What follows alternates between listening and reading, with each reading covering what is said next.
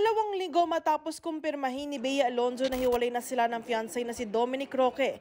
Nakausap namin si Dom sa isang event sa Subic. Pero matipid ang kanyang sagot nang matanong siya sa estado ng kanyang puso. Next time, no anything about that. Sorry. How are you with everything now? I'm good. I'm actually good.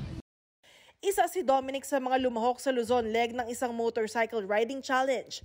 13 years old pa lang daw ay nahilig na siya sa pagmomotor. Nakasama rin niya si Kapuso Hank Jack Roberto. Hindi mo alam yung mga nasa daan dahil public road to, may mga tumatawid na aso, pusa. Siyempre may mga lubak, may mga uneven roads, may mga basta may mga madudulas. Enjoy! Kasi kakulitan ko lang din palagi. So, saya lang. We're planning to go to Visayas, to go around Visayas with our motorcycles.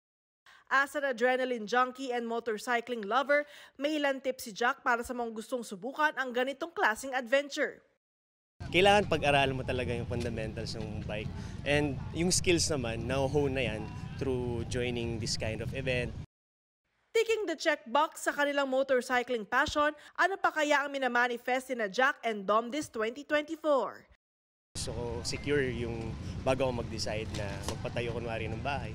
Gusto ko alam ko na kung saan ko kukunin yung pambayad ko ron. This 2024, siguro, I don't know. Katatibayan, updated sa Showbiz Happenings.